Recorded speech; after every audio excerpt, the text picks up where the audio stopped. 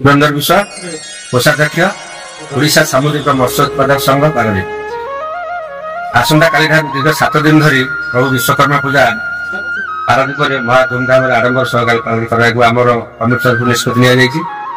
Committee ତରଫରୁ ଏ ବର୍ଷ ଆମର ଟେରାକୋଟା ଯୋଉଟାକି ପୁରା ମାଟିର କାର୍ଯ୍ୟ, ବିଭିନ୍ନ ପ୍ରକାର ମାଟିର ଶିଳ୍ପୀ ମାନେ ହାତୀ, ଘୋଡ଼ା, ବାଜା ପୂର୍ବ କଳା ଐତିହ୍ୟକୁ ବଜାୟ ରଖିବା ପାଇଁ ଆମେ ଏ ବର୍ଷ ତୋରଣରେ ସୁସଜ୍ଜିତ କରାଯାଇଛି।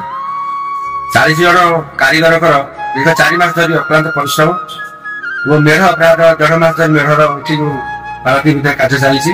ଏସବୁକୁ ନେଇକିରି ମଣ୍ଡପ ପ୍ରାୟ 90 ଭାଗ କାର୍ଯ୍ୟ ଆଜି ଶେଷ ହେବାକୁ ଯାଉଛି। ଆଉ 10 ଭାଗ କାର୍ଯ୍ୟ ବାକି ଅଛି, ଯୋଉଟାକି ଚାଲିଛି ଆମର ଟେବଲ କାମ ଚାଲିଛି। ଅନ୍ୟାନ୍ୟ ଯୋଉଠି ଶିଳ୍ପୀ ମାନେ ଯୋଉ ଯାହା କାମ ରହିଯାଇଛି ତାକୁ କରୁଛନ୍ତି। ବିଭିନ୍ନ ପ୍ରକାର କମିଟି ତରଫରୁ ଆଲୋକମାଳାରେ ସୁସଜ୍ଜିତ ଏବଂ ସାଂସ୍କୃତିକ କାର୍ଯ୍ୟକ୍ରମ ମାନ, ସର୍ବୋପରି ଭିଡକୁ ରକ୍ଷା କରିବା ପାଇଁ କମିଟି ତରଫରୁ 60 ରୁ 70 ଜଣ ଭଲିଣ୍ଟିୟର ମାନଙ୍କୁ ନିಯೋଜନ କରାଯିବ। ଏଭଳି ଦର୍ଶକ ଶୃଙ୍ଖଳିତ ଭାବେ ଠାକୁରଙ୍କ ଦର୍ଶନ କରିପାରିବେ ଏବଂ ଭିଡରୁ ମଧ୍ୟ ମୁକ୍ତି ପାଇପାରିବେ। ଏସବୁ ବ୍ୟବସ୍ଥା କରାଯାଇଛି। ପ୍ରସାଦର ବ୍ୟବସ୍ଥା କରାଯାଇଛି। ଭକ୍ତମାନେ କିଭଳି ଠାକୁରଙ୍କ ପ୍ରସାଦ ପାଇବେ ସେ ବ୍ୟବସ୍ଥା ମଧ୍ୟ କରାଯାଇଛି। ସର୍ବୋପରି କିଭଳି ପୂଜାକୁ ସରଳ ସୁନ୍ଦର କରିବା ପାଇଁ ପାରାଦୀପର ସମସ୍ତ ମେଢର କର୍ମକର୍ତ୍ତାମାନେ ଲାଗି ପଡ଼ିଛନ୍ତି। ପ୍ରାୟ 30 ରୁ 35ଟି ମେଢ ପାରାଦୀପ ବନ୍ଦର ଭିତରେ ପୂଜା ପାଇବେ ବିଶ୍ୱକର୍ମା ପ୍ରଭୁ ବିଶ୍ୱକର୍ମା। ବନ୍ଦର ପ୍ରଶାସନ ଏବଂ ମ୍ୟୁନିସିପାଲିଟି ପ୍ରଶାସନ, ରାଜ୍ୟ ପ୍ରଶାସନ ବିଭାଗ ତରଫରୁ ବିଭିନ୍ନ ପ୍ରକାର ଶାନ୍ତି ଶୃଙ୍ଖଳା ରକ୍ଷା କରିବା ପାଇଁ ବ୍ୟବସ୍ଥା କରିଛନ୍ତି। ପ୍ରଶାସନ ଲୋକଙ୍କ ଠାରୁ ସାଧାରଣ ଦର୍ଶକଙ୍କୁ ରକ୍ଷା କରିବା ପାଇଁ ବିଭିନ୍ନ ପ୍ରକାର ଯୋଜନା ମାନ ମଧ୍ୟ ହୋଇଛି। କିଭଳି ଭାବେ ଦର୍ଶକ ମାନେ ଶୃଙ୍ଖଳିତ ଭାବେ ଠାକୁର ଦର୍ଶନ କରିପାରିବେ ଏସବୁ ବ୍ୟବସ୍ଥା ହେଇଛି। ତେଣୁକରି ଆମେ ଆଶା ରଖିଛୁ ଏ ବର୍ଷ ବିଶ୍ୱକର୍ମାଙ୍କ ଦୟାରୁ ପାଗ କିଭଳି ଭାବେ 7 ଦିନ ଭଲ ରହିଲେ ଦର୍ଶକ ମାନେ ଠାକୁରଙ୍କର ଦର୍ଶନ କରିପାରିବେ ଏବଂ ଭରପୁର ମନୋରଞ୍ଜନ ନେଇପାରିବେ।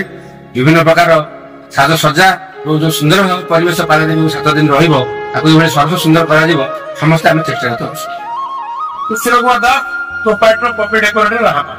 ଦେଖନ୍ତୁ ଏ ତ ଖୁସିର କଥା, ଲୋକମାନଙ୍କର ଖୁସି, ଲୋକମାନଙ୍କର ସ୍ନେହ ଭଲ ପାଇବା ମୁହଁରେ ଯୋଉ ଆସେ ସେଟାକୁ ଆମେ ଚିନ୍ତା କରି ସବୁବେଳେ ଲୋକମାନଙ୍କ ମନ ଭାବନାକୁ ନେଇକି ଆମେ ତୋରଣଟା ତିଆରି କରିଥାଉ। ଦୀର୍ଘ ଦିନ ଧରି ଆମେ ଚିନ୍ତା କରିଥାଉ ଯେ ଏ ବର୍ଷ ପୂଜା ସରିଲା ଆର ବର୍ଷ ପାଇଁ କଣ କରାଯିବ, କେତେ ଲୋକମାନଙ୍କୁ ଖୁସି କରିବା, ଏଇଟା ହଉଛି ସବୁଠୁ ବଡ କଥା। ତେଣୁ ଆଶା କରିବୁ ପାଗ ଅନୁକୂଳ ଅଛି। କୋଭିଡରେ ପୂଜା ଫିକା ପଡି ଯାଇଥିଲା, ଲୋକମାନେ ଘରୁ ବାହାରି ପାରୁନଥିଲେ ଏବଂ ବ୍ୟବସାୟ ଅନୁଷ୍ଠାନ ମାନେ ବି ସେମାନଙ୍କ ବ୍ୟବସାୟ ଠିକ ସେ କରିପାରୁନଥିଲେ। ଏ ବର୍ଷ ଆଶା କରିଛୁ ଏଇଟା ଆମର ହେଇଛି ଦୁବାଇର ବୁର୍ଜ ଖଲିଫା, ଯୋଉଟା କି ଗୋଟେ ଆକର୍ଷଣୀୟ ତୋରଣ ଆଉ ରାତିରେ ବହୁତ ସୁନ୍ଦର ଲାଗିବ, ପୁରା ଲାଇଟିଂ ରେ କରାଯିବ।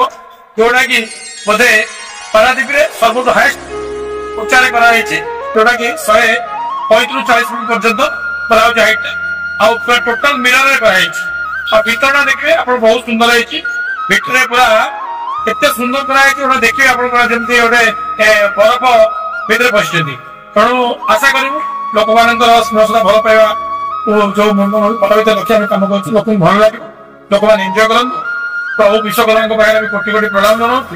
ଜଗତର ଜଗନ୍ନାଥ କୋଟି କୋଟି ପ୍ରଣାମ ଜଣାଉଛୁ। ଆଗ ଅନୁକୂଳ ରହୁ। ଏ କେନ୍ଦ୍ରାପଡ଼ା ଜଗତସିଂହପୁର ସହିତ ଏ ବିଶ୍ୱ ପ୍ରସିଦ୍ଧ ପାରାଦୀପ ବନ୍ଦର ନଗରୀ, ଏଠି ବିଭିନ୍ନ ଦେଶର ଲୋକମାନେ ବି ଯାହାରେ ଆସିଥାନ୍ତି ସେମାନେ ସମସ୍ତେ ଏନ୍ଜୟ କରନ୍ତୁ, ସମସ୍ତେ ଖୁସି ହୁଅନ୍ତୁ। ଏହା ହିଁ ଆମ ପାଇଁ ପ୍ରସାଦ। ଦେଖନ୍ତୁ ସମସ୍ତେ ତ ବେଷ୍ଟ ଲକ୍ ଚାହାନ୍ତି, ସବୁ ମଣ୍ଡପ ତାଙ୍କର ବେଷ୍ଟ ଲକ୍ ବୋଲି ସବୁବେଳେ ଚାହାନ୍ତି। କାହିଁକି ନା ଭଲ ଲାଗିବ, ଯେତେ ଯାହା କରିବେ ନିଖୁଣ ଭାବେ କରିବେ। ତେଣୁକରି ଆମେ ଆମ ଚିନ୍ତାଧାରା ଭିତରେ ଅଛୁ। ଦେଖନ୍ତୁ କଥା ହଉଛି ବିଭିନ୍ନ ଲୋକଙ୍କ ବିଭିନ୍ନ ପ୍ରକାର ରୁଚି, ବିଭିନ୍ନ ପ୍ରକାର ଖାଇବା, ବିଭିନ୍ନ ପ୍ରକାର ପିନ୍ଧିବା, ସେଟା ସବୁ ବସ୍ତୁ ଉପରେ ନିର୍ଭର କରେ। ବିଭିନ୍ନ ପ୍ରକାର ବୁଲିବା, ସେମିତି ବିଭିନ୍ନ ମିସ୍ତ୍ରୀ ମାନେ ହୁଅନ୍ତୁ, ଅନୁଷ୍ଠାନ ହଉ, ମାଲିକ ମାନେ ହୁଅନ୍ତୁ, ସେମାନେ ତାଙ୍କ ଚିନ୍ତାଧାରା କରିଛନ୍ତି ଲୋକମାନଙ୍କୁ ଆକୃଷ୍ଟ କରିବେ।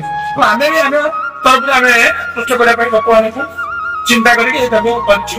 ଆଶା କରୁ ନିଶ୍ଚିତ ଭଲ ଲାଗିବ, ଲୋକମାନେ ଖୁସି ହେବେ।